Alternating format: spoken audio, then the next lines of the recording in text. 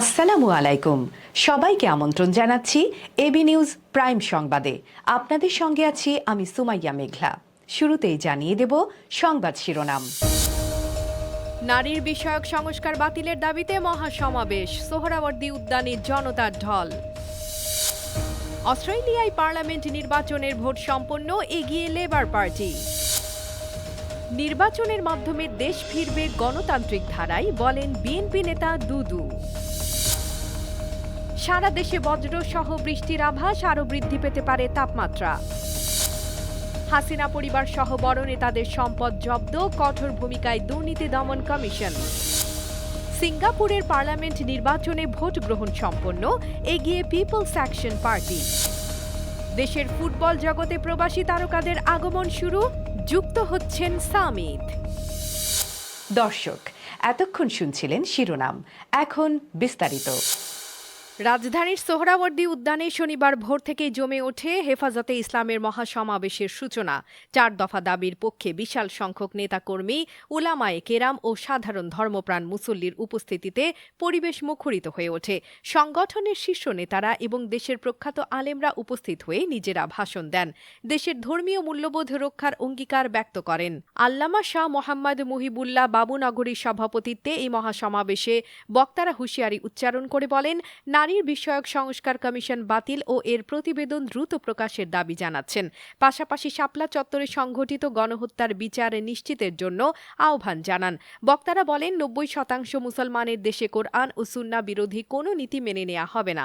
মহাসমাবেশের প্রবেশপথ ও আশেপাশের রাস্তায় নেতাকর্মীদের চাপ ছিল চোখে পড়ার মতো। দুপুর 1টার মধ্যে এই মহাসমাবেশ শেষ হয়। বক্তারা ডক্টর মোহাম্মদ ইউনূসের বিরুদ্ধে কঠোর মন্তব্য করে বলেন, শেখ হাসিনার মতো ভুল করবেন না।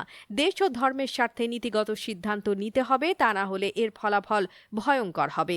মাওলানা এনায়েতুল্লাহ আব্বাসী বলেন, নারী বিষয়ক সংস্কার কমিশন ও মানবিক করিডোরের নামে দেশের ধর্মীয় অনুভূতিতে আঘাত হানা হচ্ছে। এই সব পদক্ষেপের মাধ্যমে ধর্মীয় মূল্যবোধের ক্ষতি করা হচ্ছে। অনতিবিলম্বে বিতর্কিত নারী কমিশনের সমস্ত প্রস্তাব বাতিল করলেই হবে না। দুঃসাহস করেছে, গ্রেফতার করে তাদেরকে আইনের আওতায় আনতে হবে। আলেম ওলামাকে বাদ দিয়ে কোনো সিদ্ধান্ত মেনে নেওয়া হবে না। ডক্টর ইউনূস সাহেব পরিষ্কার করুন, মানবিক করিডোরের নামে বাংলাদেশকে ইন্দো প্যাসিফিক অঞ্চলে যুদ্ধের দিকে ঠেলে দিবেন না। হাসনাত আব্দুল্লাহর ভাষ্য ছিল আরও আগ্রাসী। আগামী নির্বাচনে আওয়ামী লীগ অংশ নেবে কি না তা আমরা সিদ্ধান্ত নেব। ভুলে যাবেন না, আপনাকে ক্ষমতায় বসিয়েছি আমরা। এখন আওয়ামী লীগ মৃত, জানাজা হয়েছে দিল্লিতে। সিদ্ধান্ত জানিয়ে দিয়েছি, এই ভূখণ্ডে আওয়ামী লীগের আর পুনর্বাসন হবে না।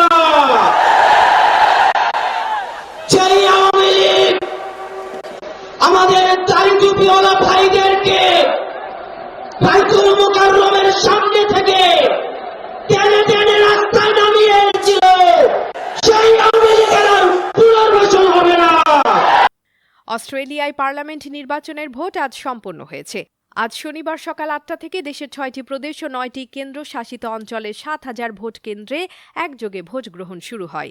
ভোট হয়েছে সন্ধ্যা 6টা পর্যন্ত। বিশ্বের বিভিন্ন দেশে অবস্থানরত অস্ট্রেলিয়ান নাগরিকরাও অনলাইনে ভোট দিতে পেরেছেন। অস্ট্রেলিয়ার পার্লামেন্ট দ্বিকক্ষ বিশিষ্ট। উচ্চতর কক্ষ সিনেটের আসন সংখ্যা 76টি, নিম্ন কক্ষ হাউস অব রিপ্রেজেন্টেটিভসের আসন সংখ্যা 150টি। ভোট হয়েছে নিম্নকক্ষের জন্য। এবারে নির্বাচনে প্রধান দুই প্রতিদ্বন্দ্বী হলেন বর্তমান প্রধানমন্ত্রী অ্যান্থনি অ্যালবানিজ এবং বিরোধী দলীয় নেতা পিটার ডাটন। অ্যালবানিজ লেবার পার্টির শীর্ষ নেতা, অন্যদিকে ডাটনের দল লিবার্টি পার্টি অব কুইন্সল্যান্ডের নেতৃত্বে। উভয় দলের প্রার্থীরা জীবনযাত্রার ব্যয় কমানোর প্রতিশ্রুতি দিয়েছেন। তবে বিশ্লেষকদের মতে এই নির্বাচনে অ্যালবানিজের জয়ের সম্ভাবনা বেশি। এর কারণ হল ডাটনের দল অর্থনৈতিক স্বার্থে সরকারি খরচ কমানোর পাশাপাশি সরকারি কর্মীদের ছাঁটাই ও অভিবাসীদের ফেরত পাঠানোর প্রতিশ্রুতি দিয়েছে। বিভিন্ন সংস্থা বুথ ফেরত জরিপের ফলাফল প্রকাশ করেছে। সেখানে দেখা গেছে অধিকাংশ আসনে এগিয়ে রয়েছে অ্যালবানিজের লেবার পার্টি। অস্ট্রেলিয়া বিশ্বের বৃহত্তম দেশের মধ্যে একটি হলেও জনসংখ্যা কম। দেশের মোট আয়তন ৭৬,৮৮,২৮৭ বর্গ কিলোমিটার। জনসংখ্যা মাত্র 2,87,00,000। এই জনসংখ্যার একটি উল্লেখযোগ্য অংশ অভিবাসী। বিএনপির ভাইস চেয়ারম্যান শামসুজ্জামান দুদু বলেছেন, বর্তমানে নির্বাচনের কথা বললে অনেকে অপরাধ মনে করছেন। কেউ কেউ বলছেন একটি দলকে ক্ষমতায় আনার জন্য গণ অভ্যুত্থান হয়নি। তিনি বলেন, দেশে গণতান্ত্রিক ধারাকে বজায় রাখতে নির্বাচনই একমাত্র বিকল্প।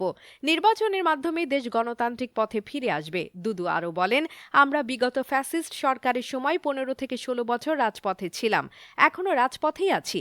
আমরা আমাদের সমর্থন এখনও বর্তমান সরকারের উপর রাখছি। তবে যদি দেখি সরকার নির্বাচনকে দূরে সরিয়ে অগণতান্ত্রিকভাবে ক্ষমতায় থাকার চেষ্টা করছে, তখন আর আমাদের সমর্থন থাকবে না। নির্বাচন আদায়ের জন্য বিএনপি রাজপথে আসবে, তখন জনগণ দেখবে কি হয়। শনিবার 3রা মে জাতীয় প্রেস ক্লাবে বিএনপি নেতা সুনীল গুপ্তের 16তম মৃত্যুবার্ষিকী উপলক্ষে আয়োজিত স্মরণ সভায় প্রধান অতিথির বক্তব্যে তিনি কথা বলেন।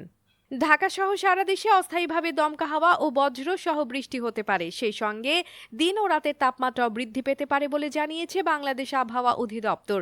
শনিবার 3রা মে আবহাওয়া অধিদপ্তর এই তথ্য জানিয়েছে। আগামী 24 ঘন্টায় রংপুর, রাজশাহী, ঢাকা, ময়মনসিংহ, খুলনা, বরিশাল, চট্টগ্রাম ও সিলেট বিভাগের কিছু কিছু স্থানে এই অস্থায়ী বৃষ্টিপাতের সম্ভাবনা রয়েছে। একই সময়ে দেশের অন্যত্র বিদ্যুৎ চমকানো, বৃষ্টি ও বজ্র সহ বৃষ্টির আশঙ্কা রয়েছে।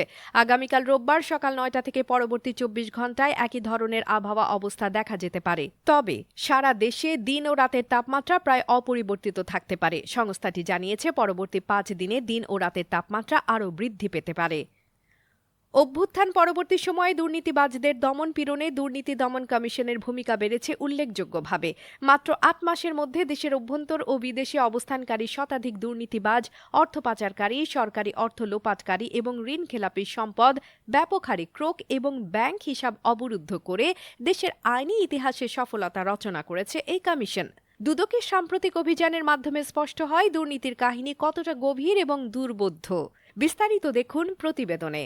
মানুষের সেবা করতে এসেছি, শেখ মুজিবের মেয়ে দুর্নীতি করে না। অভ্যুত্থান পরবর্তী সময়ে দুর্নীতিবাজদের দমন পীড়নে দুর্নীতি দমন কমিশন দেখিয়েছে ইতিহাসের সবচেয়ে বড় সফলতা। মাত্র 8 মাসে দেশের অভ্যন্তর ও বিদেশে অবস্থান করা শতাধিক দুর্নীতিবাজ, অর্থ পাচারকারী, সরকারি অর্থ লোপাটকারী ও ঋণখেলাপির সম্পদের ব্যাপক পরিমাণ ক্রোক ও ব্যাংক হিসাব অবরুদ্ধ করেছে দুদক। দুদক সূত্র জানায়, আদালতের নির্দেশে এই পদক্ষেপ নেওয়া হয়েছে। এই সময়ে দেশের অভ্যন্তরে প্রায় 12,138 কোটি 77,20,770 টাকা সম্পদ জব্দ করা হয়েছে। এর মধ্যে আদালতের আদেশে অবরুদ্ধ হয়েছে 773 কোটি 62,54,403 টাকা। দেশের বাইরে 120 কোটি 44,24,068 টাকা মূল্যের সম্পদ ক্রোক এবং 45 কোটি 17,41,419 টাকা অবরুদ্ধ করা হয়েছে। ক্রোক করা সম্পদের মধ্যে রয়েছে 191 একর জমি, বিদেশে 582টি ফ্ল্যাট, দেশে 28টি বাড়ি, আরও অনেক ফ্ল্যাট, প্লট, গাড়ি, কোটি কোটি ডলার ও ইউরো সহ নানা সম্পদ। এসবের মধ্যে রয়েছে 1010টি ব্যাংক হিসাব, যার গচ্ছিত অর্থের পরিমাণ 817 কোটি 14 লাখ।